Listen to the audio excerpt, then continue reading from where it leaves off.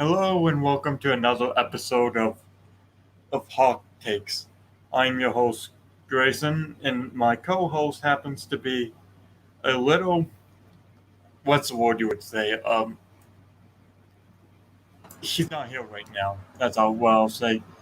But I have Kanzik here, Fat Retard, because I'm not going to say that word because I guess it gets you banned. The font's like all fucked up, so like the sensors won't like detect it in the video. Ah, okay. Anyway, well that let's just say this world we see right now is going to be a word we will have to refrain from using for a long time. I won't use it. I know. Okay.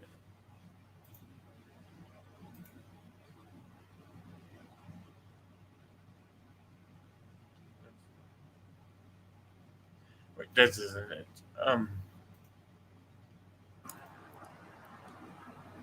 Now, to be totally honest, I haven't been keeping up with what's been going on in Belarus.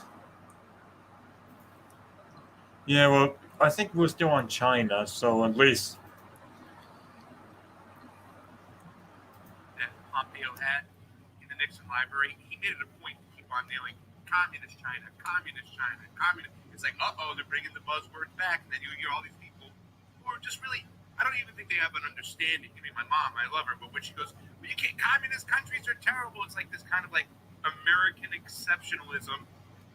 Well, that's because they objectively are terrible.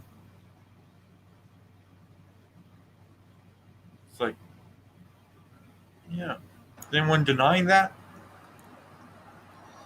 Yeah, look at Ben's face here in this clip. I see it.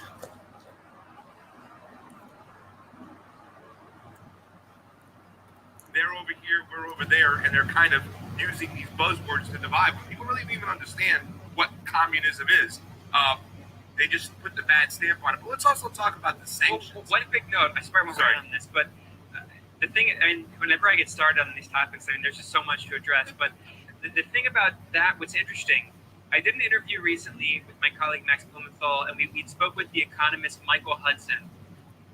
Michael Hudson is not really what I would consider an advisor to economics. It'd be like saying, oh yes, Richard Wolff said this one thing. It's just like, when you say stuff like that, I'm not taking you seriously. I don't know much about Michael Hudson, but I'll take your word. Another brilliant economist who can really describe this in simplistic terms. He also, his analysis of China is really eye-opening. Michael Hudson made a really good point, and this is so ironic, is that the more that the U.S. empire overextends itself and really pushes aggressively these policies and pushes the policy of economic decoupling, ironically, they're actually helping the left wing of the Communist Party of China. Because the argument made by the right wing, you could call the right. Yeah, but is the right wing really in charge right now? Yeah, they're right. not. They're being purged. Yeah, like Xi Jinping is definitely it's better to.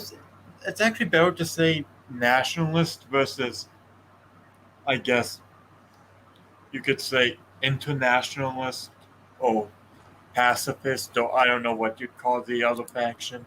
I wouldn't even call the regime nationalist. I mean, that's kind of a strong word to use. I mean, is it really an inaccurate word, though? I mean, they are pretty nationalistic. I mean, they utilize nationalism, but at the same time, they also curb it. Like, if you ever saw that, like, they have at times curbed nationalist, like, riots fueled by nationalism. Like, it's not something they just play with lightly. Like, they're very careful with how they handle that shit. Yeah. It It seems still like is a that's it still is a communist regime. They're not like they're not the KMT. They're the yeah. CCP at the end of the day. Of the Communist Party of China was that we have to integrate with elements of Western capital to develop our economy. We need to work with these Western corporations to develop our economy, even though, by the way, they always did it on their own terms. So it's true that a lot of Western corporations were using Chinese labor, but it was done in a okay. Whenever you say "but" after something like that, what's the point? It's like they're using Chinese labor, but it's like I don't think there's really. But We'll just see what he says. way that was defined on the Chinese government's terms, not in the way that in Latin America or other parts of Asia where Western corporations determine the policy. And The one way to say that is that I think Chinese labels, especially in the 80s and 90s, had about the same label standards as Latin America. So it's like, yeah, like what does he mean by China's like rule or whatever? Like what the fuck is he talking about? I don't know. Like it I will admit it's true. China has more control over corporations that act, but like how does that affect labor standards in particular? Like that's what I want to know from Ben Norton. in terms of the policy, like in Haiti or El Salvador now under the neoliberal government. But anyway, the point is that in China, there's this fight going on ideologically, and the people, the wing of the party that made that argument in support of integration with the West, they're now losing the argument because the people in the U.S. government and some European governments are full on board saying we have to overthrow China. China is communist. I don't think anyone in the U.S. government has actually said we need to overthrow China. Yeah, it's extremely hyperbolic. Also, given the fact that, like, before 2017, literally no one seemed to have an issue with China. It's like, Yeah, unless you count like, or maybe 2015 if you counted like the TPP, yeah. but like that was very subtle. Like nobody really, like that wasn't very over the top. You get the point. Yeah. And given the fact that wasn't just like that wasn't just Western countries, but that was like third world Asian nations too. Yeah, we need to get back into that. Or well, my country technically is, but you guys need to. Yeah. That's actually empowering the elements in the Communist Party of China, who are saying we should actually decouple our economy from the West and have more state control and clamp down more on the billionaires. So, I mean, the more that the U.S. fuels the Cold War, the more they're actually helping their own adversary. Two of those. Well, yeah, but you help your adversary either way, basically. It's like, If you lead them more toward a communist direction, like we all agree that communism is not a good system. So, like, wouldn't you want to lead them toward a system like that? yeah. Like, Well, of course, Ben Norton probably doesn't think it's a bad system. it's the very neoliberal policies they adopted that allowed them to get rich and powerful. So, like, he thinks that You don't them. understand neoliberalism bad. No, he thinks that, like, fucking them going communist is like some sort of epic style own, so to speak. Just like, no, like, we don't care if they go more communist. In fact, that's actually what they're doing. Like, there have been talks, supposedly, like, I don't know if you've been keeping track of what's been going on with Ant Financial or, like, Jack Ma's company. I've heard about that. Yeah, Jack Ma, he's a mad lad that criticized the Chinese financial system. He got silenced, and supposedly it's possible that they might sell off like a huge chunk of the shares to the CCP, which could make it in part a state-owned company, which is significant because it's the biggest company in China. Those people are Marco Rubio and Ted Cruz, right? They're two of the 11 people who got sanctioned. Could you explain a little bit behind these sanctions to these individuals? What does that mean exactly, and why the Chinese did this? Well, we need to keep always in mind, which is something that's not emphasized, like always in the media, because context is bad. I mean, if you provide context, you might be called a propagandist for the Chinese Communist Party. Because you are. Yeah, you can tell Exactly. this is paid propaganda by the CCP because this is cringe. It's the Russian ones that you need to look out for. It's not even like, I don't even think it's paid propaganda. I think he's just a pathetic loon. Yeah. If you look at paid propaganda, it's just pathetic. Like, this kind of shit from the gray zone, the shit they don't even pay for, is better. That's like actual CCP sponsored shit is just really bad. Like, for real. No, I will say, the people who are basically paid shows, I do have slightly more respect for them just because at least they're getting paid. It's like, Yeah, I have more respect for them, but like, have you seen CCP propaganda? It's literally like the most unbelievably like cringe shit you would ever see. that's why it's kind of good because it's like, they're paying these people to be cringe. Man, if they paid me to be cringe, I'd be a millionaire by now. I'd never have to. Woke again. Like, everyone just fucking laughs at it. Like, nobody like buys into it and mass shares it like they do with Russian propaganda or even Iranian propaganda. Like, even Iranian propaganda is better than Chinese in terms of how Even effective it Assad's is. propaganda has been better.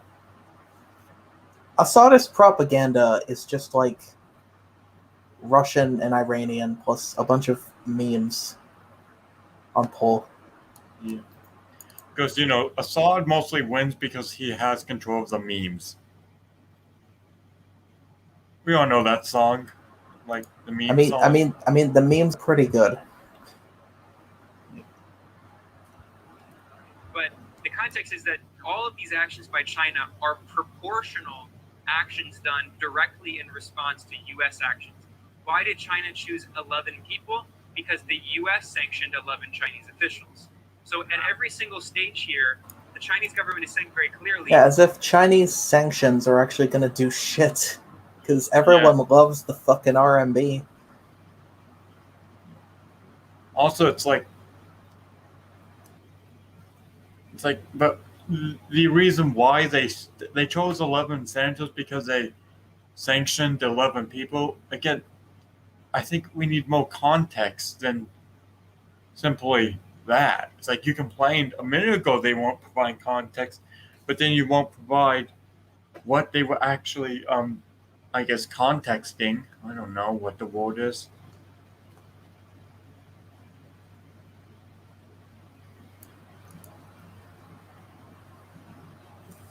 We are not going to allow the U.S. government to intimidate us. We're not going to allow them to do what they did to Libya, to do what they did to Syria. I mean, Syria survived, but at what cost, right? I don't think that was I think that was the people who did that. And like when the Syrian Civil War first began, the U.S. didn't even have involvement in it. Yeah, the U.S. hasn't had nearly as much involvement as other countries, like, to my knowledge. Like the only ones I think that the U.S. actually has significant involvement is Iraq and Afghanistan. That's really about it. Yeah, like, Libya was more of a French thing, was it not? Yeah, and it was also quite limited to just airstrikes.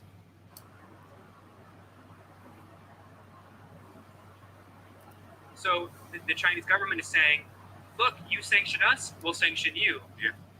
And that's what they've done with Huawei. That's what they've done. And it's always proportional. Yeah, but why were these companies why were these individuals sanctioned at first? Maybe we should question that, Ben. No, it's not a state-owned company. It's just employee-owned, and we're not going to reveal who owns it.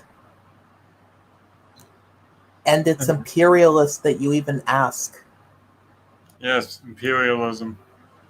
Just like, yeah, imagine making like an entire ad and paying millions of dollars to show it to like a bunch of fucking videos that aren't even related. Like, imagine you're a fucking 10-year-old kid watching like a Mr. Beast video and you just see this ad. Is Huawei like a government-backed conspiracy? Just like, no, we're not with the government.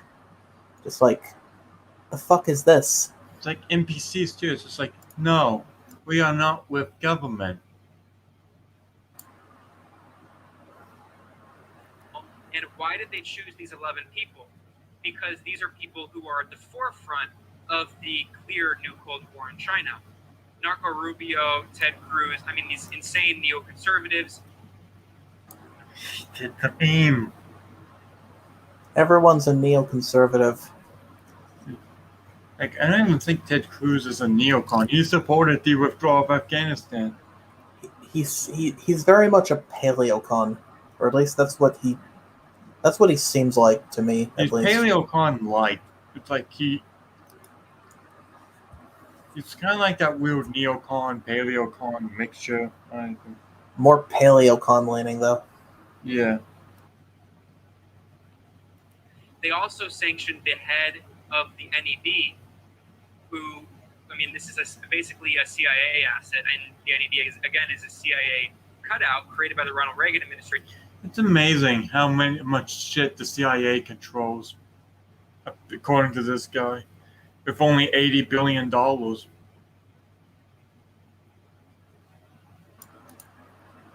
Yeah, apparently, like, what about the other agencies? Like, do they not get in on anything? Is it only the CIA? Yeah. What about the NSA? Like, sometimes the NSA gets more money than the CIA. Yeah. What do they control? Because he's not intelligent. Well, I don't know, but he's not. He doesn't know how the American government really works. I wonder if he knows that, like, the U.S. government is not a coherent, like, entity at all. Yeah. It's funny how he assumes that the U.S. is, like, super efficient at doing stuff. There's, like, an entire book, like, detailing why the FBI and CIA don't get along. Yeah. It's, like, there's a lot of shit about this. Like, you know, they fucking fund and, you know, create encryption and shit. Meanwhile, the NSA tries to break it. And there's a lot of, like, contradictory shit they seemingly do. It's not a coherent system. Yeah, it's a mess. And yet, apparently, it can somehow do all this shit. It can do everything. Yeah. To do what the CIA did during the Cold War, but to do it in the open now. And they also sanctioned, I think, the National Republican Institute, I believe, is one of them, which is basically an arm of the CIA that funds these international. What's in National Republic Institute? Or is that what you said? Let me look it up.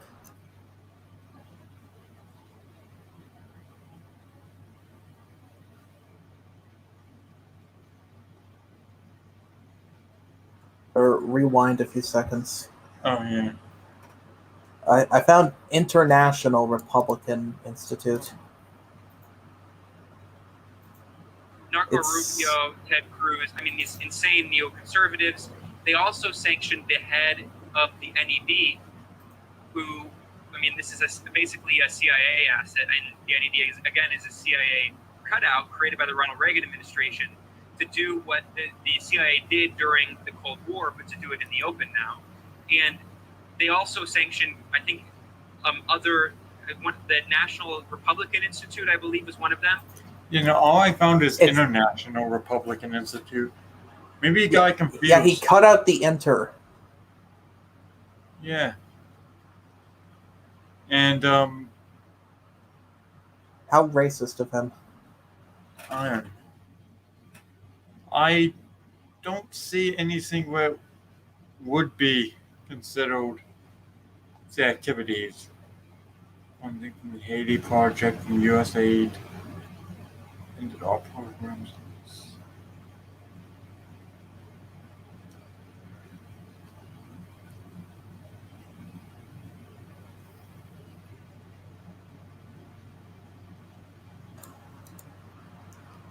I mean, it doesn't look like it looks like something they would hate because it's supposed to just raise awareness about democracy and give aid to Democrat fighters. I don't know what.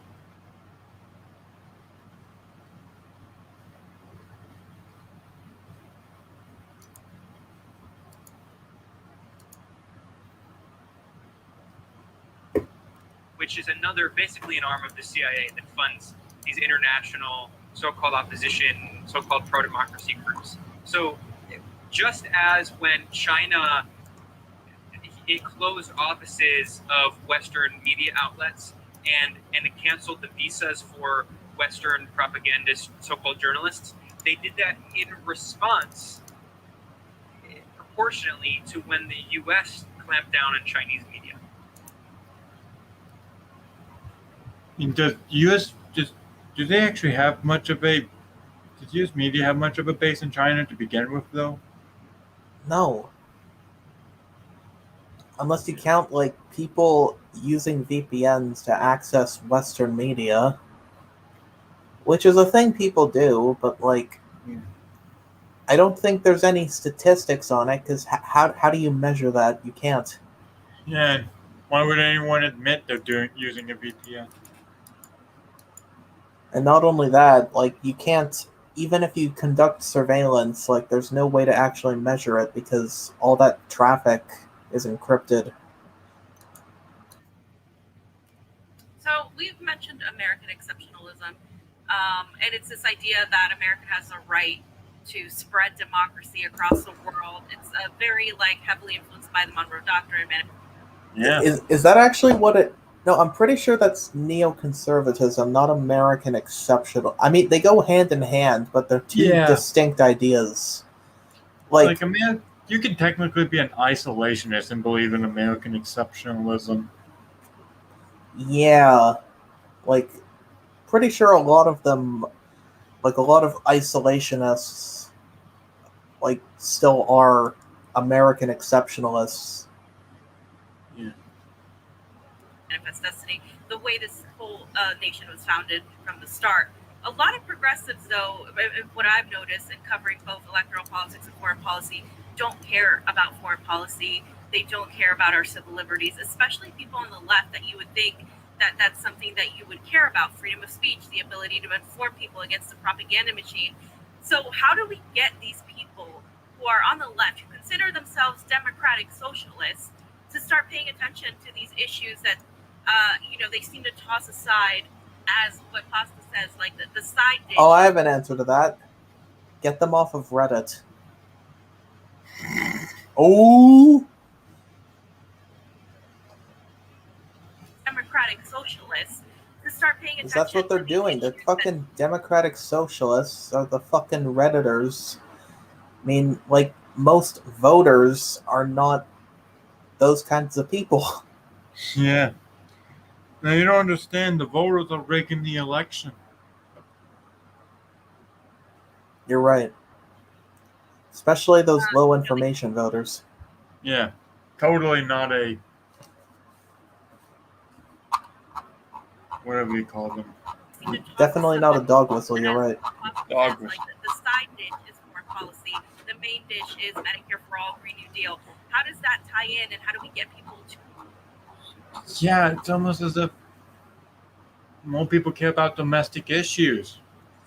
Yeah, that's the thing. It's like people are not like I know people like to both Hawks and Isocucks like to believe in the idea that the general populace is passionately anti-war.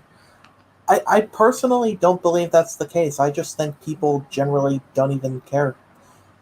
And that explains why Tulsi Gabbard, despite being very assertive during the debates and having her whole platform on being anti-war, never got anywhere because she had nothing of substance on the domestic side of things.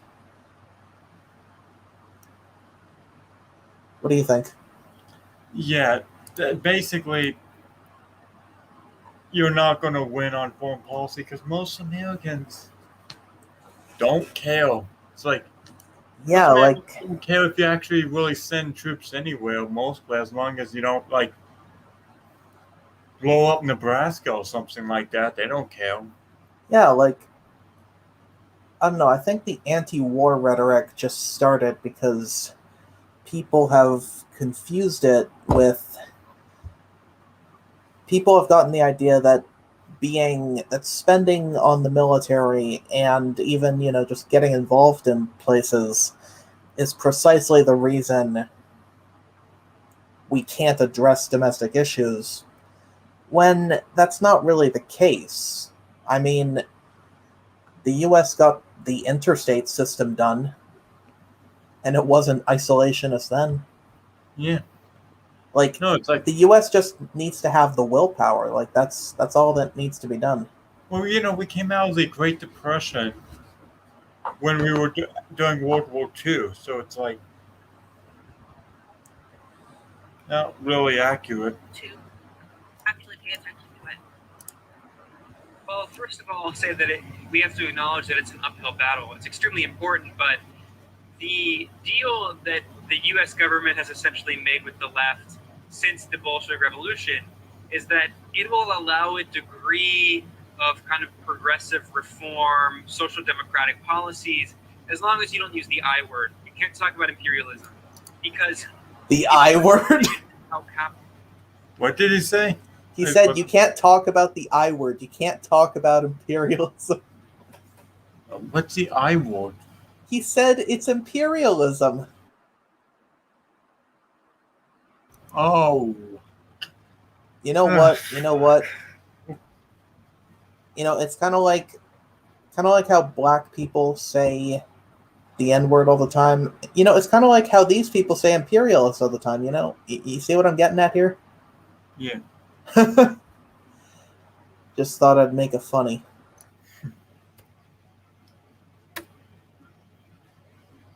Capitalism functions as a system. Capitalism does not function inside a nation. Imperialism is the highest stage of capitalism. It's the stage of capitalism in the monopoly stage we're in. Monopoly capital with What the fuck? The monopoly stage? What the? Imperialists with attitude. Got a crazy motherfucker named Max Blumenthal. I feel like I'm listening to Hawes with this word salad, except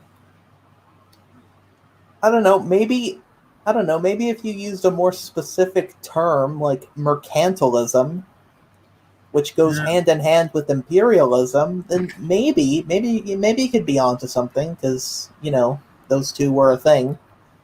But like just capitalism in of itself, no, like fuck off. Just honestly, shut up.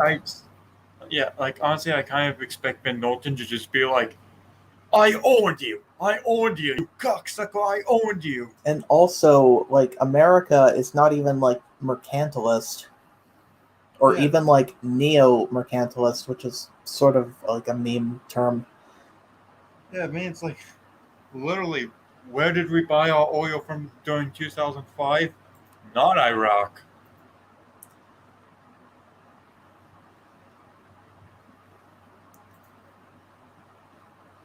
where the imperial powers, they basically carved up the world, and then it becomes and America wasn't one of them.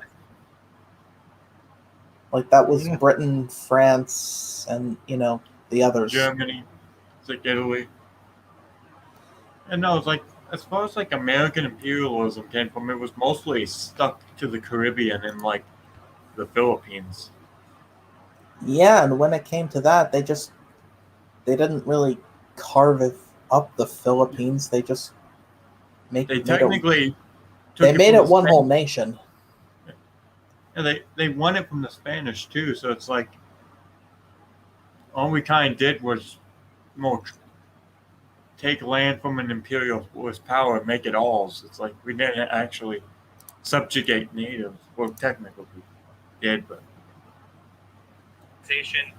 The Spanish, the Portuguese colonized the Americas, the French colonized part of Africa and the Middle East, etc. I mean, And it part gets to the is point like where an understatement.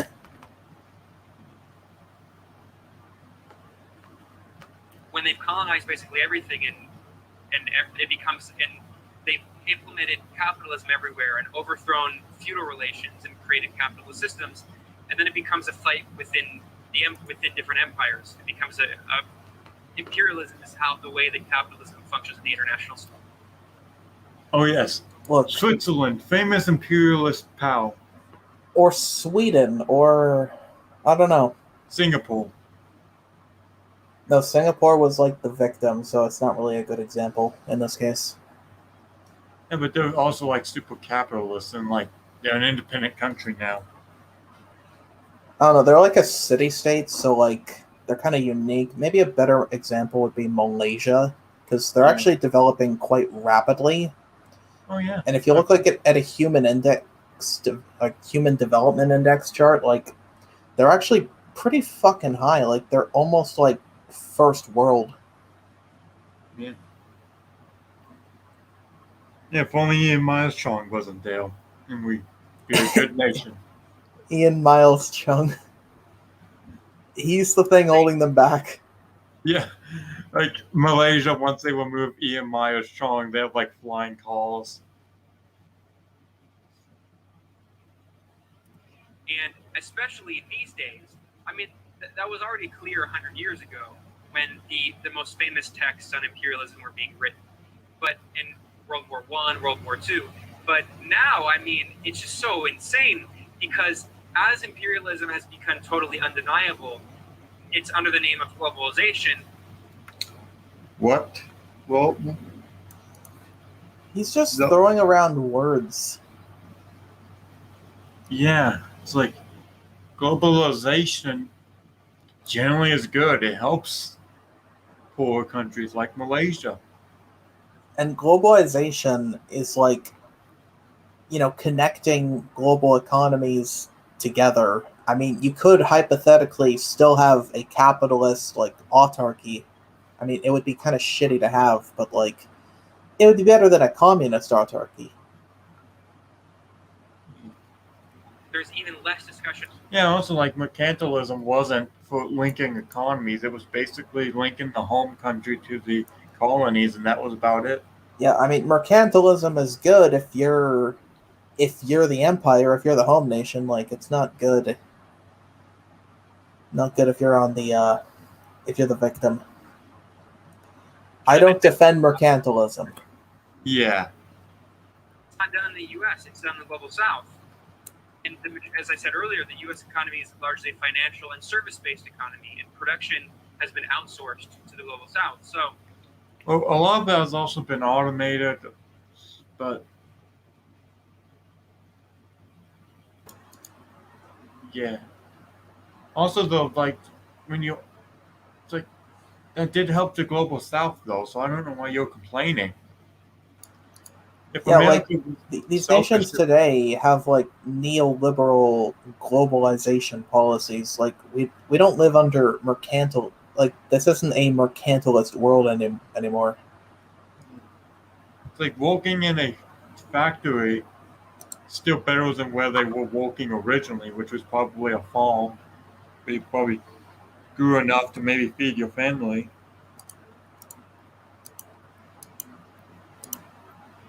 imperialism is the way that is the system by which capital maintains its global hierarchy.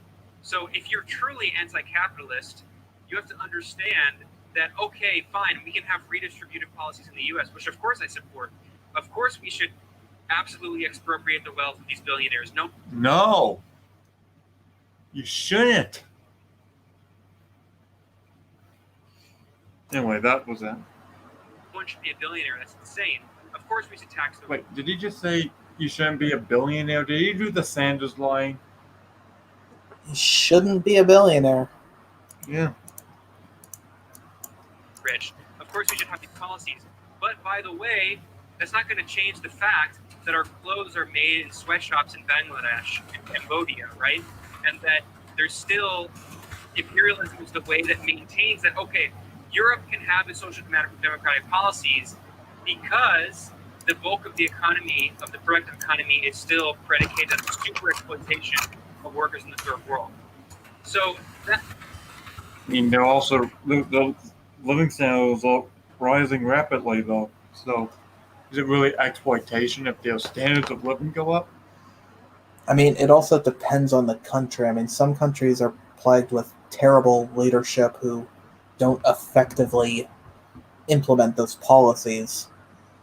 Like A lot Malaysia of- and a India lot- are definitely better than like. I mean, India has been pretty terrible for a long time.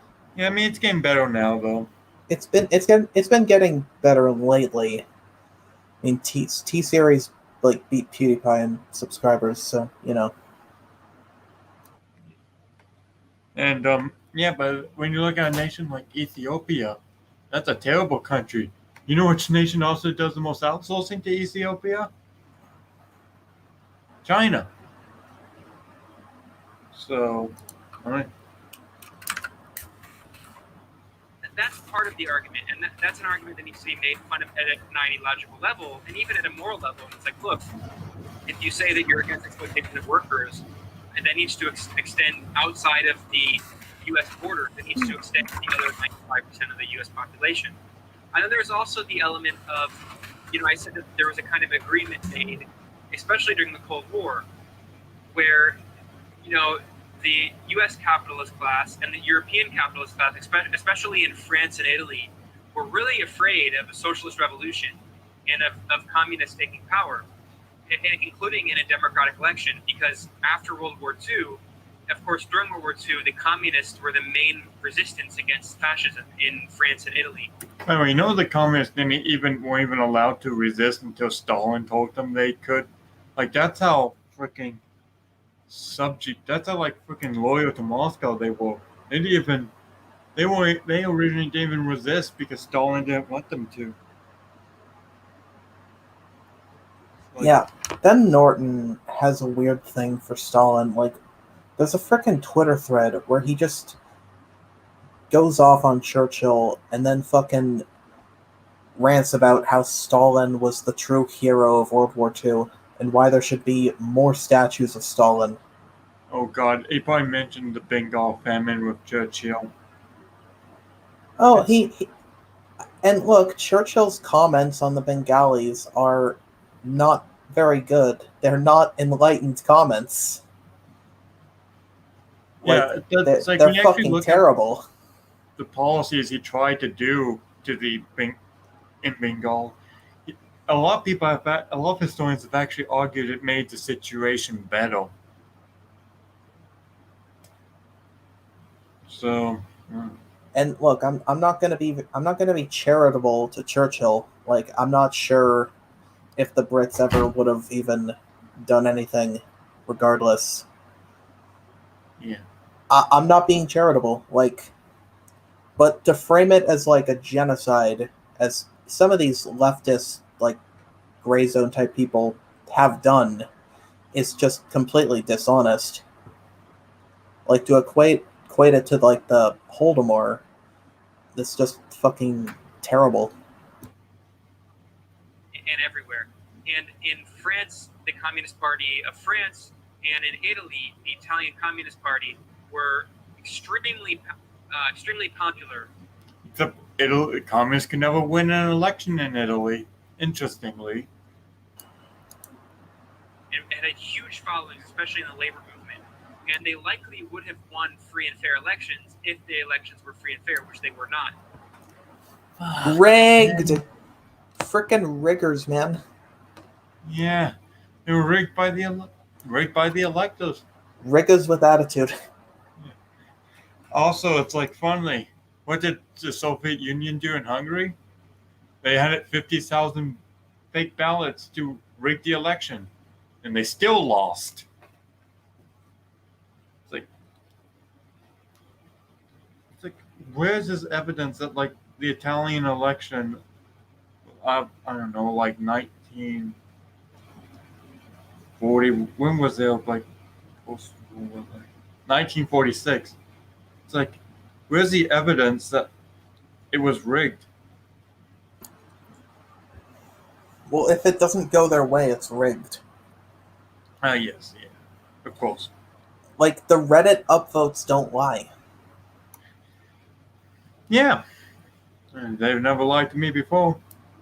I mean, Ian Miles Chung tweeted something out once, and it was actually, like, I think it was the best thing he ever tweeted out. Like, paraphrasing, maybe it's possible most voters aren't terminally online, and most people just like Joe Biden. Yeah. That's the thing with Ian Miles Strong. He's like so stupid, but then he has this like one good take every now and then. Yeah, it's like, I don't know. Like, I'm not sure if he's a grifter or if he's just dumb. Like, I don't know what his deal is, to be honest. Yeah, I don't know his views, so. They were rigged by the CIA. They were rigged by French intelligence. In fact, the first operation the CIA ever did was rigging the 1948 Italian election. But anyway, the point is that, so we have to understand that. Wait.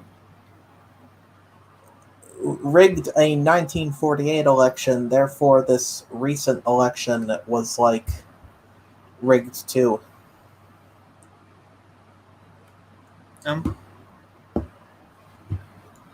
Okay. Yeah, looking up 1948 election. And Funny thing is, if his sources are /conspiracy, like, I don't know, I'm not gonna be surprised.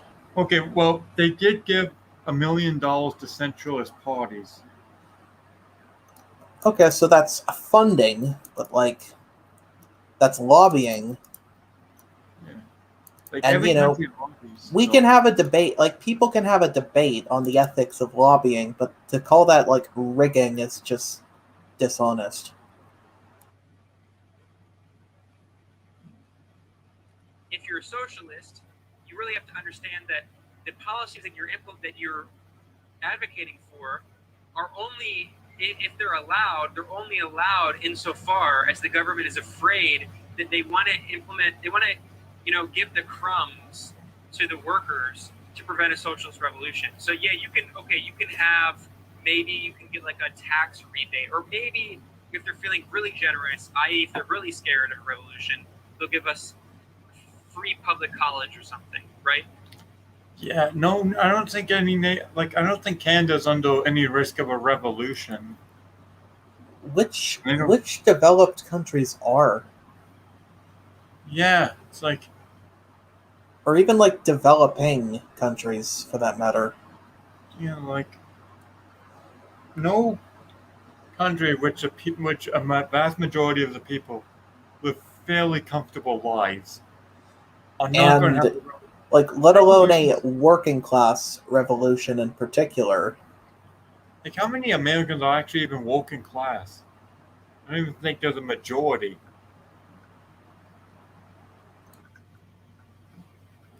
And again, it's also like the only countries that have revolutions are like, you'd have to be like dirt poor, barely able to feed yourselves. Most people die of starvation. Like, those are the nations that have revolutions.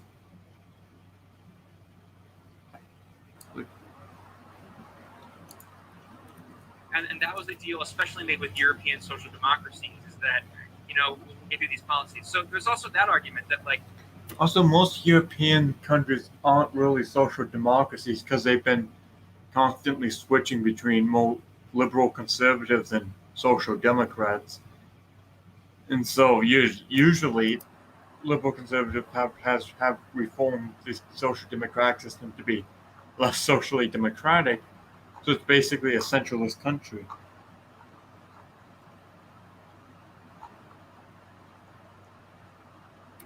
We really need to understand that we need to interrogate the entire system as a whole. Social democracy is not going to cut it, not only because of the exploitation of workers in the global south, but also because they'll give us a few handouts, they'll give us a few reforms, but still they're going to maintain the system in which the rich are still rich. And What's wrong with the rich being rich? yeah, that's kind of in the name. Like, if the rich aren't rich, then what are they? They're not rich. The population, 90% of people are still working class and are still 90%? 90, not 9. 90? I don't actually know like the demographics or statistics, but like I don't know, that seems like a hell of a number. Yeah, let's see. I can look at it.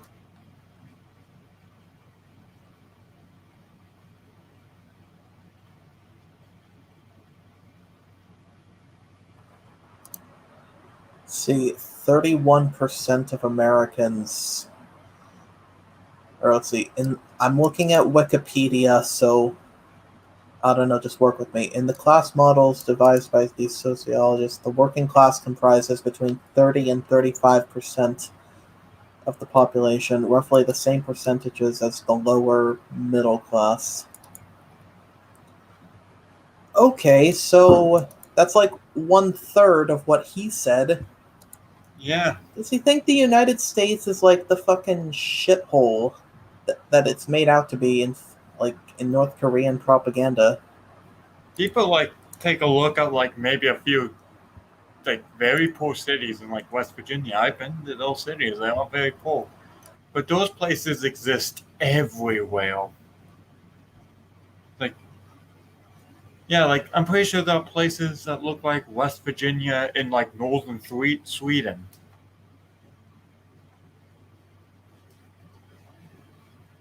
They'll have the bare necessities, but are not doing nearly as well. And then there's finally the other argument, which is a more cynical argument, but it's true, and it's a short-term argument. But then there's the fact that even if all you care about, even if you don't care about workers in the global south, you don't care about having a socialist revolution, you don't care about actually having an equitable society without elite capitalists who maintain control over large parts of the economy. Even if you don't care about those two things, there's also the fact that even if you care about if you only want these social democratic policies like Medicare for all or the Green New Deal, the only way that you can fund them is by taking money from other programs, especially the U.S. military. And the U.S. military is the largest Oh, he does again. It's $700 billion out of a budget of $4 trillion. Also, like, Social Security, it like takes up like more money than healthcare and the military combined. Fun fact. Yeah. Or like roughly that amount. It's like people be like, "Oh, what if we just spent as much on education as we do on the military?" It's like we pretty much already do. Yeah, how about we just don't spend money on Social Security and spend it all on the military instead? Based. Yeah. Institutional consumer of oil on Earth, which is, by the way, never mentioned. What's an institutional consumer? I don't know. Someone who buys institutional products. I don't. Yeah, I was just gonna say, the AOCs and the Ilhan Omars are now praising Nancy Pelosi and getting endorsed by her. So it just seems like Is this the brunch meme? Are they gonna do the brunch meme? Yeah. They eat. Or is that like a Jimmy Dore meme? That's more of a dual meme, but still, it's like, yeah. So are people just going to? This is actually, to be fair, they did make this argument that when like I think it was like when moderate Republicans met with Trump, they accused him of being like when Mitt Romney met Trump, and like when Trump actually endorsed Romney in 2018, which was weird. People acted like he was some Trumpian guy just because two Republicans happen to support each other.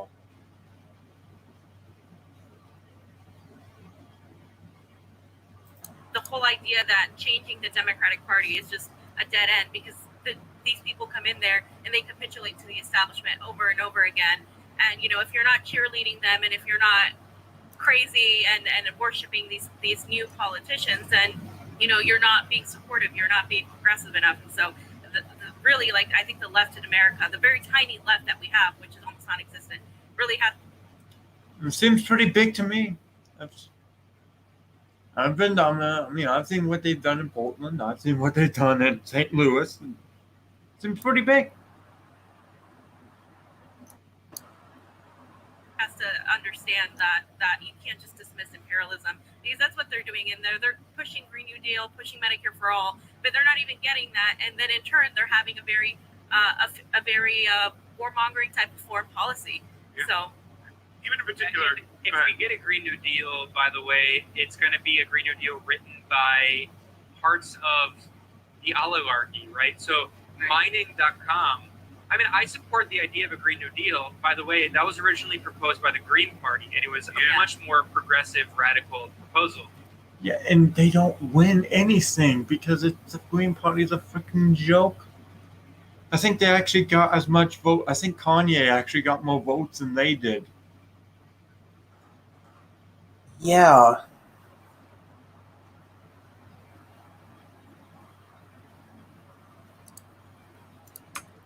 And if you look at the current Green New Deal, mining.com is very in support of the current Green New Deal model because they recognize that it would be a huge boon for the mining industry. There are other industries that are very much on board, and even parts of the fossil fuel industry, because the fossil fuel industry is diversifying. They can read where the cards are.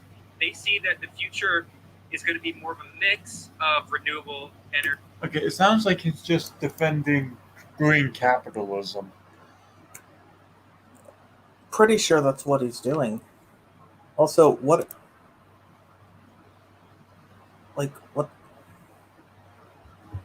Let's continue. Energy and fossil fuels. So these big gas and oil companies are actually increasingly, diversifying their investments and investing in wind and solar. I was going to just say too. Wind and solar rely on fossil fuels. Like, I don't know why people fucking jizz themselves over those two in particular when they rely on natural gas because they're intermittent sources of energy. Yeah. Everything when it comes to our own government, it really do stink across the board. I mean, we have no left.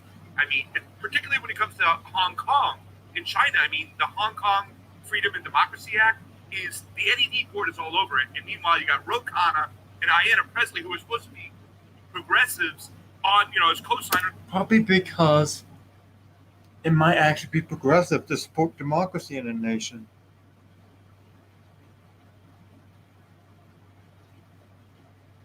On this bill, and it's just a sad state of affairs when it comes to our foreign policy across the board. That's why I supported Tulsi because of that reason. She was the best on that.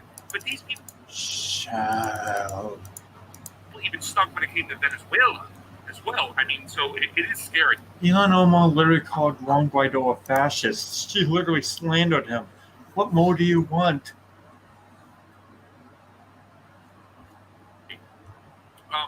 Yeah, let's not forget that AOC. But by the way, I mean, referring to the Leaders Caucus leadership, you're going to mention that? Oh yeah. Well, I was going to say, I mean, MSNBC loves her. What's incredible is that MSNBC doesn't like Ilhan Omar. So I mean, that's some credit to Ilhan Omar. She's definitely got issues, but like, Yeah. you know, And just issues is a little oversimplified. parts of the liberal media hate Ilhan Omar, but they love AOC, man. She's really. And a quick note on this is that this is why when I people love talk how about, AOC just makes everyone triggered. Like, even these people. Yeah, Like, I'm afraid. I don't there even is like. there is a derangement syndrome with her. Yeah, like I don't even like AOC. But Well, like, I don't either. But like, remember that dancing video? yeah, Like, I don't know. Like, was that like an old thing that someone found or something? Like, everyone just freaked out. Like fucking Satan had reemerged from fucking Middle Earth or some shit. someone actually. Hello there. Hello. Hey, good to be here. Glad I can finally join. I'm glad you could make it. Oh yeah. Anyway, you kind of know where it's going. He's still on. Yeah. I know the cringe. Yeah. astroturfing is really important to understand astroturfing because the point is that it's dialectical, right? There's a process going on here where the Democratic Party recognizes that in order to exist in the future, it's basically dead. It has to give some red meat to the progressives. So they're going to meet the AOC types maybe like a quarter of the way where they want to be met. And they'll throw out a few things, and eventually what happens is that these progressive leaders, they drink the Kool-Aid, they buy in, and they become part of that same. Drink the Kool-Aid. So it's not The necessarily Kool-Aid ruined. I don't know why, but that saying is just so funny to me. that. Look, I don't know what the word sellout means, but I don't even know if I would necessarily call them sellouts. Of course he doesn't know. He's not gonna. He doesn't know what it means. He fucking sold out. He's a fucking grifter. Yeah, he literally was on the side of the Syrian revolution against Assad until he started working for a Russian state-funded media. Then he turned on a dime. I don't know what sellout means. Yeah. And they think that they're smart enough to game the system in the long run. But in the long run, they just become part of it. It's not a matter of even selling out. They become the new Nancy Pelosi's. It's a co-option of sorts, co-opting of the progressive. But it's mutual, is my point. Yeah, but I don't buy that because AOC's number one job, we put her there, was to fight against the establishment. We wanted what should I say, like almost like a mirror image of what the Freedom Caucus did to the Republicans on the right. They made Boehner cry. They threw Cantor out of office. We wanted the same thing on the left. We wanted somebody big to go. Now, and I'm not just talking about who AOC bought and what. Yeah, but like in the Freedom Caucus, that's a whole nother story with like the Tea Party. Yeah, they want that to be their model. Yeah. Because it's kind of like the Freedom Party, the Tea Party was basically just anti-taxation, and when you actually look at what the Republican policy in the House was, it didn't really do much in order to get that done. So I mean, you kind of have this same performative to the most degree. Whatever his name was, Joe Crowley. We wanted to see somebody of real significance gone. We wanted them to oppose them, especially on foreign policy. They did. They joined them. So I got to say that the left's progressive movement did not mirror what happened on the right. I mean, for Christ's sakes, Donald Trump is like a Tea Party member of sorts, and now he's in the White House.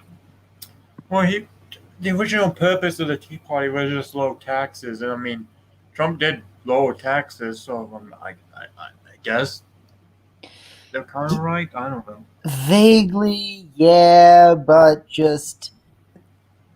they're just, and I guess, yeah, some Tea Partiers did go on to become the more crazy QAnon types. Yeah. So the link is more tenuous than he portrays.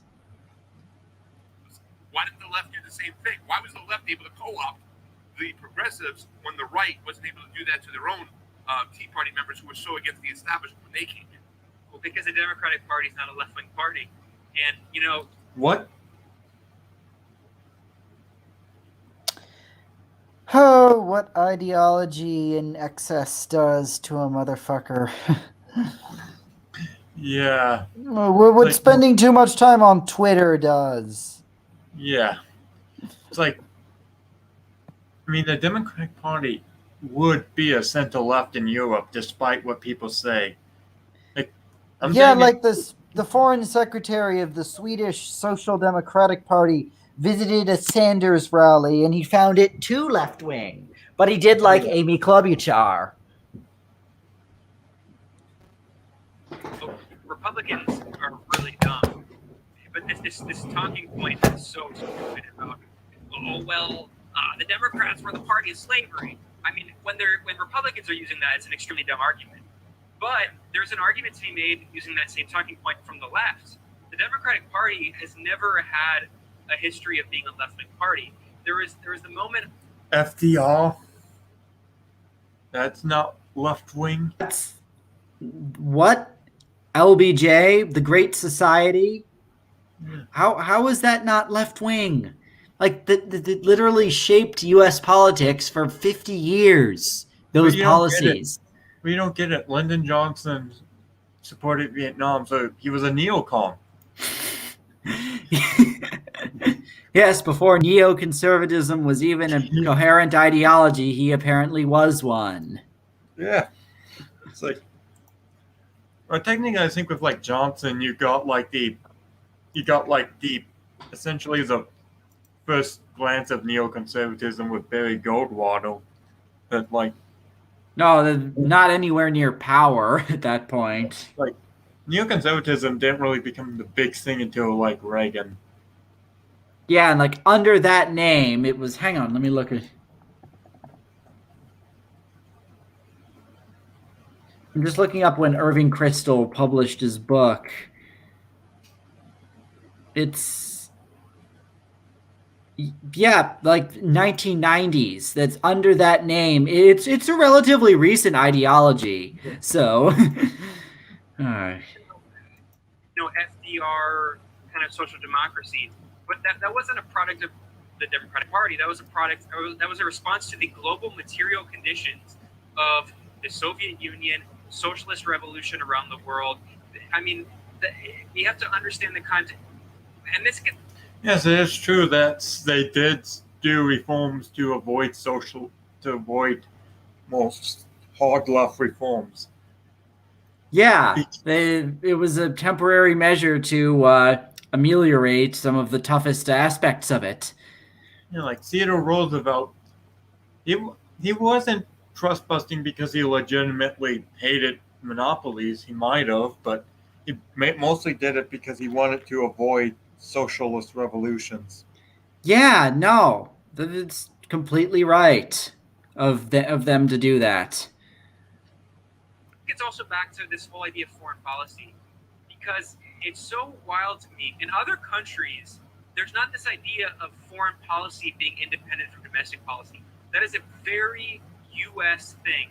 That is very much an American exceptionalist framework of understanding the world. Because other countries see themselves as part of a planet. In the U.S., we're not on planet Earth. It's the U.S. and then there is the rest of them.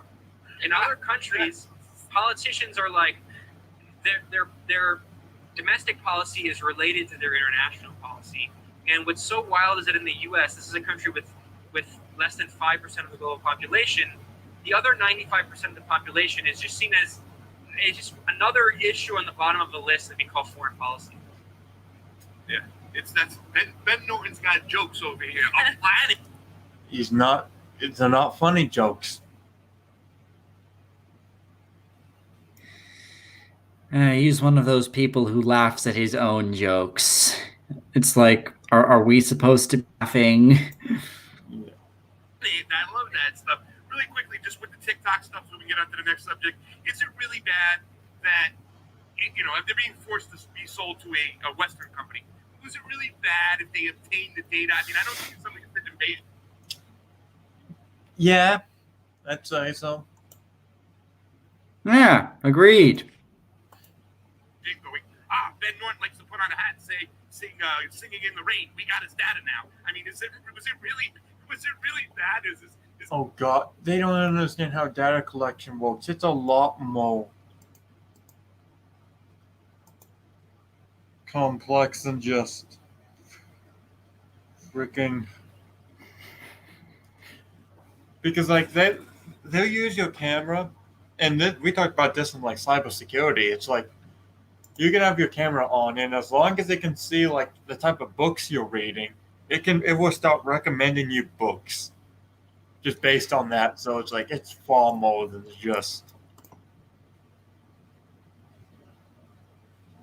Yeah, no, these people are very much prone to conspiracy theories about internet-related stuff, right down to the whole Wikipedia thing. You believe there's a conspiracy to censor them from Wikipedia when you know they're just a glorified blog. Is this just a publicity stunt by Trump to kind of drum up some support? What about Google? What Yeah, about Facebook? I mean, Google and Facebook. I mean, and Facebook sold our information. Well, they said it was a security breach, but they gave it to Cambridge Analytica. You know what I'm saying? They give all our whole data, our digital footprint to this other company. Is it really bad that they have our data in TikTok? I mean, what can they do with it? Well, technically, I guess you can argue that since they're American companies, there's not as much of a national security threat. But yeah, that data thing is definitely it's one of those feels things I kind of get where the more I guess you call them anti-establishment people do come from, because it's like, yeah, that's actually somewhat I'm not legitimate. even a fan of like the big companies. I think Facebook handles data security very poorly. You know, last month in April they had a breach. 500 million people had all their data breached and publicly exposed, you know, to a public database on the darknet. Like they handle it so bad. And I'm just not a fan of the whole, you know, data being used for money shit in general. Like I'm not a fan of these companies. No, exactly. No, I only want U.S. corporations to give me like the most insanely specific targeted ads based on something I talked about with my friends 2 hours ago. No, only like. And that doesn't mean I like TikTok though. I hate TikTok more because, like, it's even worse. Oh yeah. Like for the first time ever in my life, mentioning like gourmet pizza. Somehow on Instagram, I get.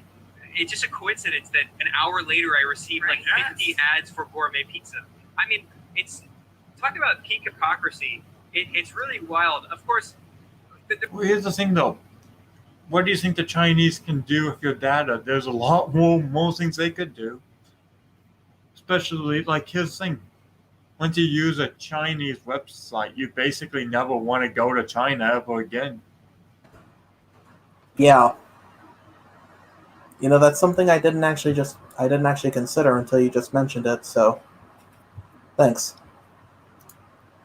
I think there are two threads to respond to with this issue, right? There's one is the element of corporate power, which is of course related to the second, which is the U.S. kind of imperial strategy, the grand strategy. So in terms of corporate Total war grand strategy. Fight for the empire.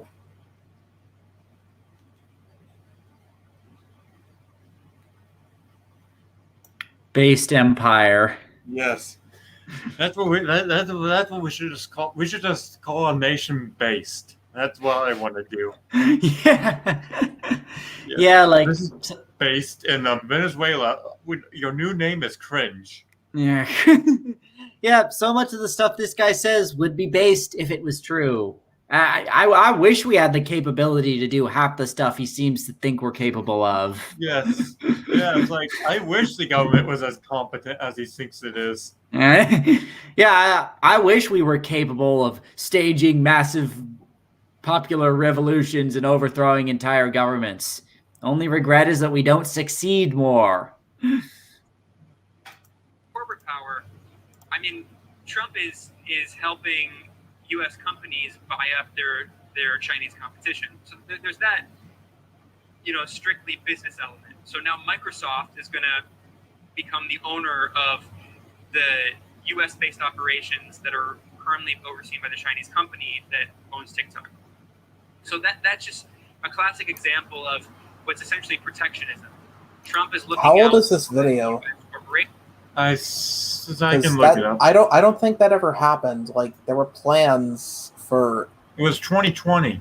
There were plans for either like Microsoft or Oracle to like take over TikTok, but like, God, those plans never they never happened.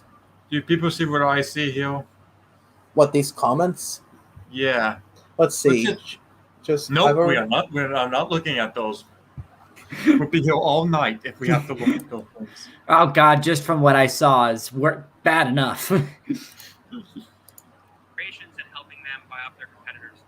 So that is just, it's so blatant. I mean, the fact that Microsoft was in talks with this, I mean, it's really obvious. But then there's the Imperial Grand Strategy element, which is Yasha Levine. The Imperial Grand Strategy? He has a brilliant book called Surveillance. Sounds like a new good game. Wait, Yasha Levine? You fucking serious? He shows how Google. Do you know? I fucking hate that piece of shit. That guy's a fucking asshole. Oh yeah, I've seen his stuff too. Basically, he's like a self-hating Soviet immigrant who really, really regrets that his parents moved here. Oh, but his parents are so proud of him. So, like, he fucking thinks that, like, you know the messaging app Signal? Vaguely. It's that encrypted one that, like, is really secure and shit. It got shilled by Elon Musk one time, and basically, like, Yasha Levine thinks it's like some fucking, like, CIA psyop or whatever, and he recommends people to use the app Telegram, which is really insecure. Like, he's just a fucking retard. Oh, I said the word, I'm sorry. Oh, well, we heard nothing. Yeah, we heard nothing. I don't know what you said. He just says a bunch of stupid shit about, like, electronic surveillance and cybersecurity. I've known about this piece of shit for, like, over 7 years. Like, I hate this guy. I fucking hate him. Corporations are contractors with the U.S. military. Google, for instance, has a contract with the CIA. Google helped carry out map technology with the U.S. military in the Iraq War. Google also helps police agencies in the U.S. Many police agencies spy on their population. Google launched a spy drone and a spy satellite with U.S. police. So all of these companies they're part and parcel. They're integrated into the U.S. I mean, isn't that just security cameras, though? It's like, no, apparently security cameras are, like, evil. But not in China. Why does my bank have a security camera? I must be 1984. Well, if it's high definition and has facial recognition, then it's actually, like, anti-imperialist. Oh, yeah. Yeah, no, you see, our cameras are bad because if someone looks at them, they might actually be able to decipher what the hell is going on this grainy-ass footage. Yeah. Keep people see what... Have you seen, like, gas station, like, fucking security cam footage? It's just like, have you seen this man? And just like, how the fuck am I supposed to tell what the fuck this is? No, security cameras are cringe. Cameras for hunting down political dissidents, those are based. Like the ones in China. No, but you know what? The Board of Shame, as terrible as it is, it's also kind of funny. Like, when you fucking jaywalk or some shit, they just put your face up there, just like, this person jaywalked, laugh at him. It's Orwellian, dude. 10 minutes of shame sort of shit. Yeah. It's fucking funny, though. In a twisted way. The thing about the U.S. state is that the U.S. is just like this dystopian hellscape where it's like everything is a public-private partnership. Every so-called U.S. government agency is like a so-called independent agency that's funded by the U.S. government, but that's run independently. So, like, technically, USAID, the U.S. Agency for International Development, and technically the NED, the National Endowment for Democracy, technically they're independent in scare quotes. They're arms of the U.S. government, but they're like partially privatized, and that's true for so many U.S. government agencies because it's No, that's true for like Chinese companies, actually, where a lot of them, like even Chinese McDonald's, is half owned by the CCP. True fact, by the way.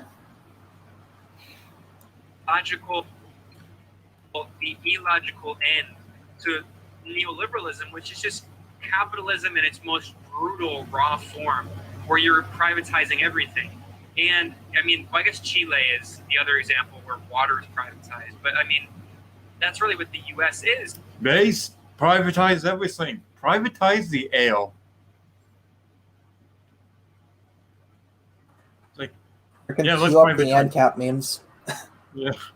Yeah, privatize the nuclear. Recreational McNukes. We're going there, aren't we? Yeah. Yeah, no, don't privatize the nukes. Okay, I'll concede that. Yeah. And don't actually, to be fair, given how ANCAP are like, I don't really want them having any type of weapons. Yes, gun control for ANCAPs only. Yeah. And tankies. True. Yep, them. Definitely them. So when you look at all these companies, they're basically arms of the U.S. government, even though they're technically private. It doesn't matter because technically the NED is private, but no one's pretending like the NED is. Well, some propagandists will pretend that it's independent. So I think that part of it is also the U.S. government recognizes that these non-U.S. social media platforms, it's not controlled by the U.S. government, and they want total control. So this is actually why this gets back to the first question you asked me about China being authoritarian. China recognized, because again, China saw the very real threat of a counter-revolution with Tiananmen, with the NED. Is he really going to defend the Tiananmen Square massacre? Yeah, that sounds like that's old news for him. It's really hard to find a single atrocity committed by any state that said mean things about America that he hasn't defended it by this point.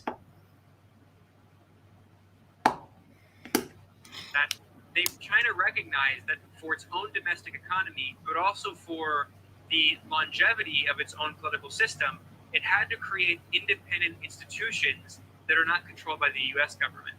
The U.S. government is the largest empire in history, not just with the military, which has 800 military bases, but even more insidiously, 2 billion people use Facebook. How many millions of people, potentially a billion, I don't know how many, use Twitter? And WhatsApp. WhatsApp is owned by Facebook. Instagram is owned by... Yeah, there's 1 billion people on Twitter.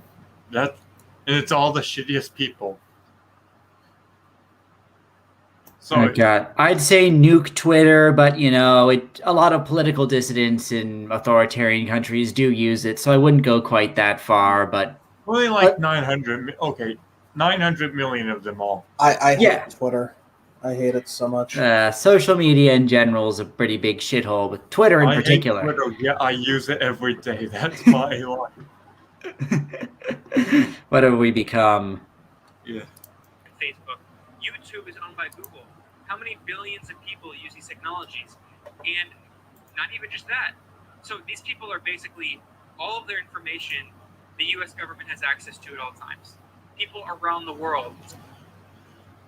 There are alternative apps in other countries. It's just that they don't extend their reach. You know what that means? Oh boy. Gotta whip out this image. Of the most That's something. Yes, there's something that would be completely and utterly based if true. Yeah.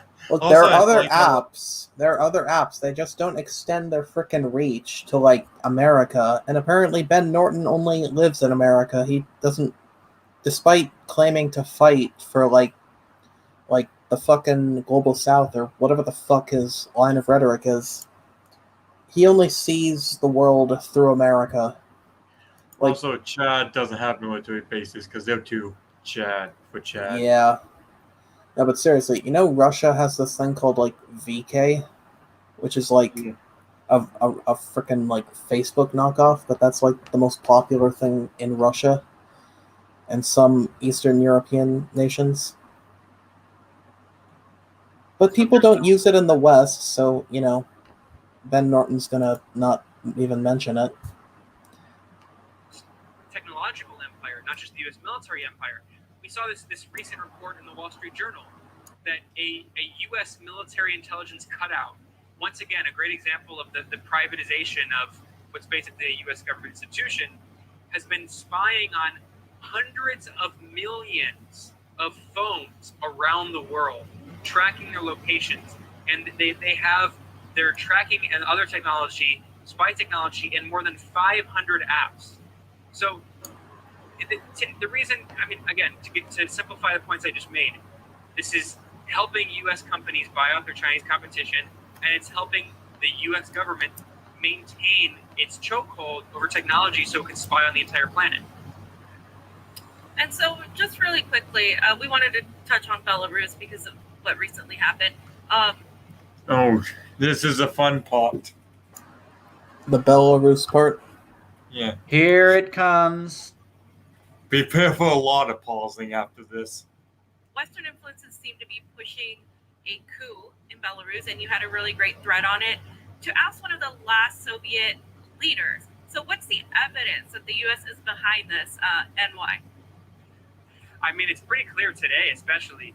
I mean, I've been tweeting about it and spelling some of it out, but in the past. Oh, God. Oh, he's doing the meme. He's doing all the meme. Oh, look, one of those notifications right there. That's one of my hate comments. I really hope about that. Honestly, I hope they accidentally scrolled down and the first thing you see is just my comments. Yeah. Yeah. I fucking hope. Several hours, Joe Biden released a statement endorsing the democracy movement in Belarus. There you go. I mean, it can't get any more blatant than that. We saw John Bolton is tweeting about the pro-democracy movement in Belarus. It's just Boogeyman. So yes. Boogeyman Bolton.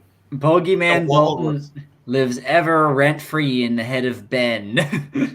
Yeah. It's like, and also, it's like, these guys make Bolton sound even more based. Yeah. I mean, I just want to. Yeah. Bolton. Yes, Bolton and Biden. They make Biden sound way more based than he is. The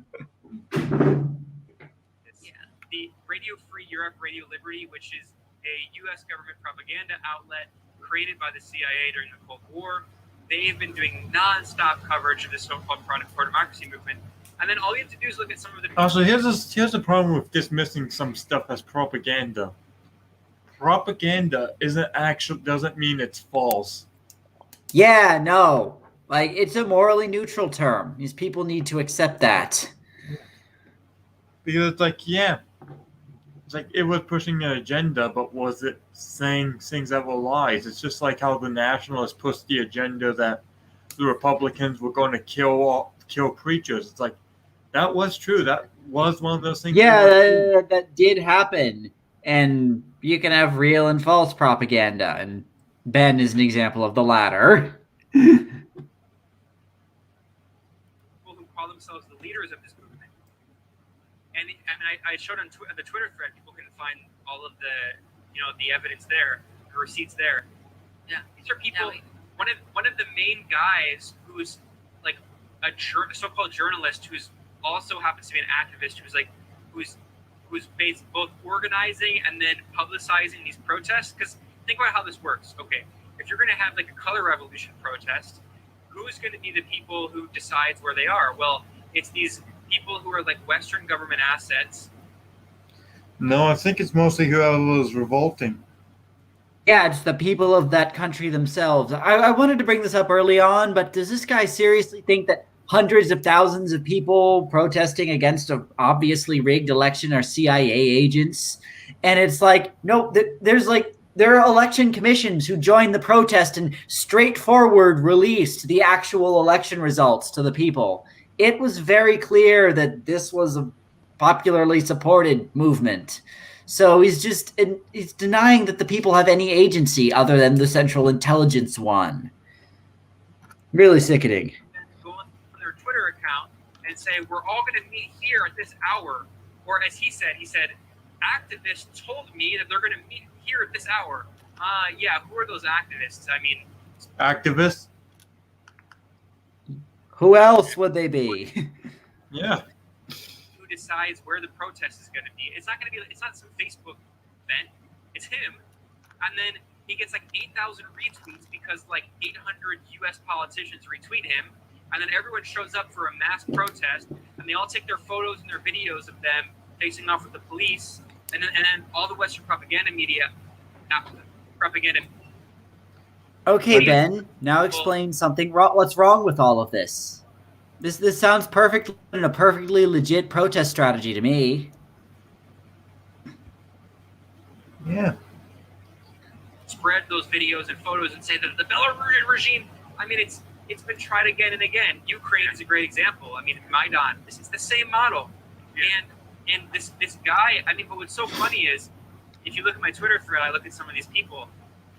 One of these main guys, who's the one who gets like 8,000 retweets and says, we're having our protest here. And this is a guy who his entire career has been working for U.S. government propaganda outlets.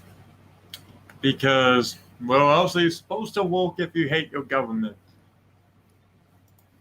Yeah. No, you have this perfectly good superpower. It's willing to support it. There's nothing wrong with realpolitik. And he also has some democracy promotion group based in Washington, D.C. And by the way, what is its partner listed at the bottom of the website? The U.S. State Department. They're not even hiding it effectively. You know. And one other quick point here that I mentioned is Well, that actually, why would you want to hide that? You're doing good stuff.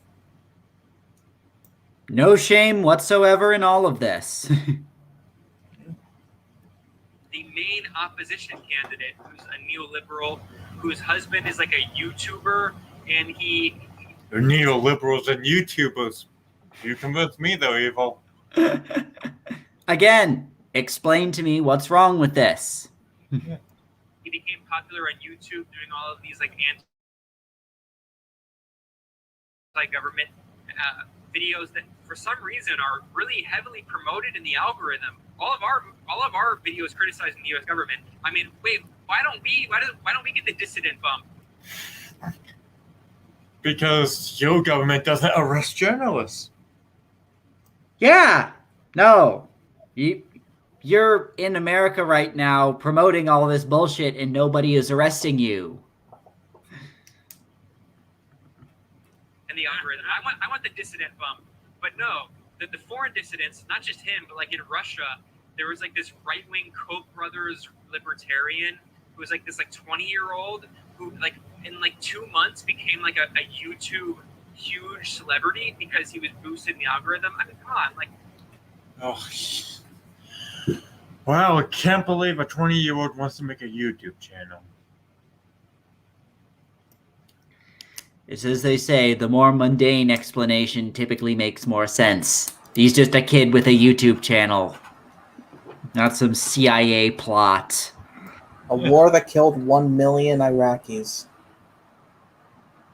Like, this stuff, it just spells it all out. But anyway, the point is that this neoliberal candidate, I was going to mention that the Moscow Times, which is a pro-NATO Western media outlet, they were talking about how there was this guy from D.C. who he worked in the Obama campaign, and he has been an advisor to numerous Russian, Georgian, and Ukrainian oligarch opposition candidates, pro-NATO candidates, and then he just gets whisked into Belarus to advise her. Really quick, the last question. Yeah, well, it seems like that's a good. Seems like that would be a good fit to have someone advise you. We got to get out of here. We have a few things to do. I have another show coming up. But the situation in Belarus is a little bit more complex, man. I want to talk about that. A little bit different than the Ukrainian situation because Alexander Lukashenko has openly courted the West at times. Just in February, he had So that's the thing he hates. He quotes the West, not the fact that he's a despot who even hates his own country's culture. Yeah, and who's been rigging elections pretty blatantly for 20 years. And only recently as the opposition reached such critical levels. Pompeo over there talking about purchasing oil, trying to leverage his dealing against Putin.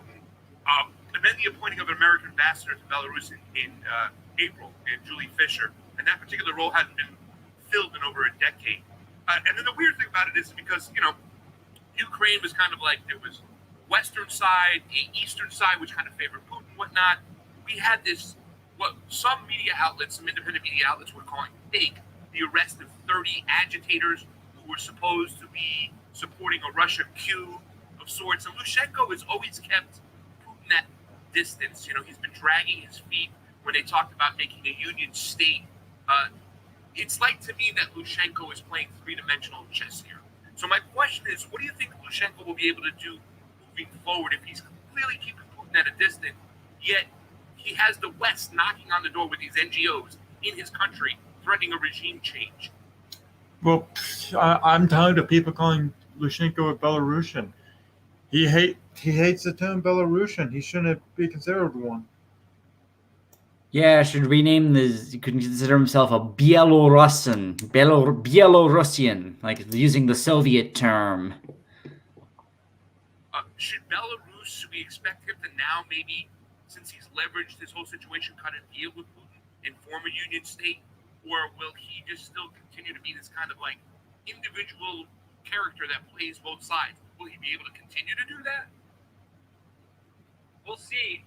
I think anyone looking at it soberly, especially people outside of the Anglosphere bubble of the media, will recognize that the only real option is integrating with an axis moving more east. And there's a larger axis that's growing.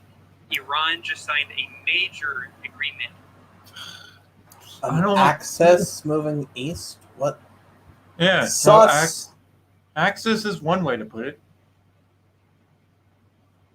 Which didn't get enough attention with China. And that's a military economic agreement in many ways. Of course, Pakistan is integrating more closely with China, and the Shanghai Cooperation Organization is becoming a huge global juggernaut in terms of integrating large parts of the global, not just economy, but the population. So, it's good option. It looks like this video is starting to break up a little. My computer is not as much of a masochist as me, I'm guessing.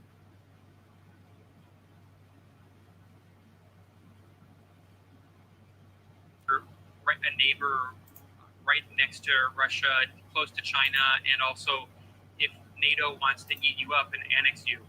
Look, I agree with you that he's playing 100% playing three-dimensional chess. And so, for instance, even the Belarusian government claimed they it wasn't just Western propaganda. They claimed that the Russians they arrested were supposedly spies, were going to destabilize the country. That was very clearly, it was him, sent to NATO, the European Union, and the U.S. that I'm going to try to play ball here. Don't overthrow me. Don't color revolution. Yeah, I know. Don't ever. Ever play Lukashenko. Remove him. Yeah, almost as if the West isn't in control over whether Lukashenko's own people want to remove him or not. At the same time, Russia knows that Belarus, it's not an option, because this is exactly what happened with Gaddafi, right? Gaddafi, he played a ball to an extent with the West, especially after after 9/11 and the so-called war on terror, where Gaddafi thought that maybe the West might be kind of serious for once after spending years supporting Islamist groups around, the Muslim Brotherhood was a long British intelligence asset and became an American intelligence asset. So and the Mujahideen, of course, after years of supporting these Islamist groups, maybe the U.S. might finally be serious about fighting Al-Qaeda and these other extremists. Of course, Gaddafi had recognized that the Libyan Islamic Fighting Group, which was backed by the CIA and British intelligence. Is this like Libya? Gaddafi's was kill terrorist thing, because Gaddafi funded a bunch of terrorists that did terrorist attacks all over Europe. Just terrorists that these people like. Yeah. So I'm guessing that, even if we were funding terrorists in Libya, there was justification for it. And again, if he's talking about 2011, this was a case of the Libyan people wanting to overthrow their dictator. The U.S. doesn't control that. We did intervene justifiably on their behalf, but we didn't make them. We're not. They have agency, Mm. Intelligence was close to Al Qaeda. That was one of the main so-called opposition groups, one of his main threats. So he thought maybe that the West will try to help me fight extremist, Islamist, Salafi jihadist. He never would have thought that, because he always hated the West. He hated people who even aligned with the West. I mean, you know how bunch of a genocidal, nutcase he was? Oh, absolutely. It was deranged. Of course, we saw what happened. Nope. No, I mean, he actually agreed. And so did Syria. Syria and Libya agreed to participate in the CIA torture program of torturing some of these extremist Salafi jihadist forces. And by the way, Iran, people forget this, Iran kind of played ball at first with the war in Afghanistan, because the Taliban was a longtime enemy of Iran as well. Yeah. Iran is, of course, Shia, and the Taliban are hardline, extreme Sunnis. Yeah. So there's a history of these. Look. If we look at history just in like the here and now with the nitty gritty details of like what's happening this month or even this year, sometimes we kind of lose the larger historical trajectory. There are always going to be these internal contradictions. You can go back to Nasser. Nasser was a great example with the Suez crisis. Oh God, Nasser. Fucking Nasser. One of the 10. He's definitely in the 10 worst leaders, in my opinion.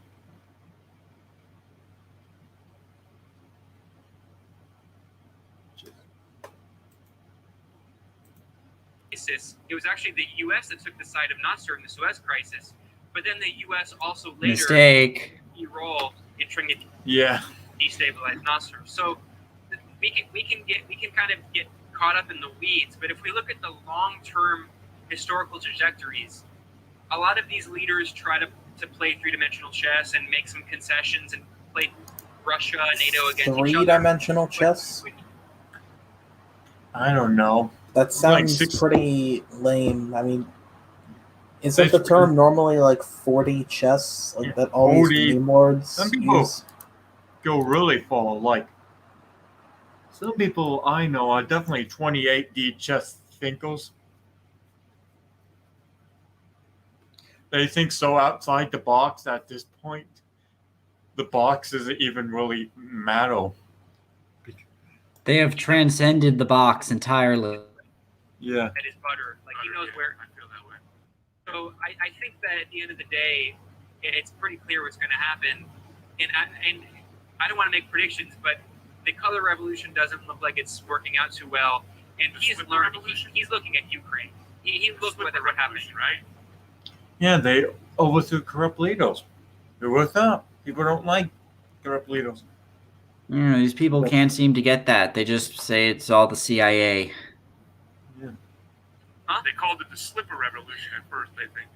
Bruno over Alabama had a great article about that with the cockroach mentality and whatnot. So, Johnny, we have anything else before the super chats? Or Ben, you do some amazing work. I just want to say thank you for the super chat, Spectrum. Oh God, this is a dick sucking contest.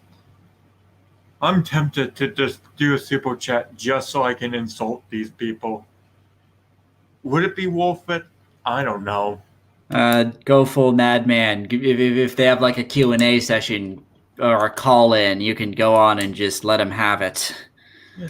Like, that's the thing. I'll give credit to Dylan Burns. He does call-ins all the time, and I actually did do one.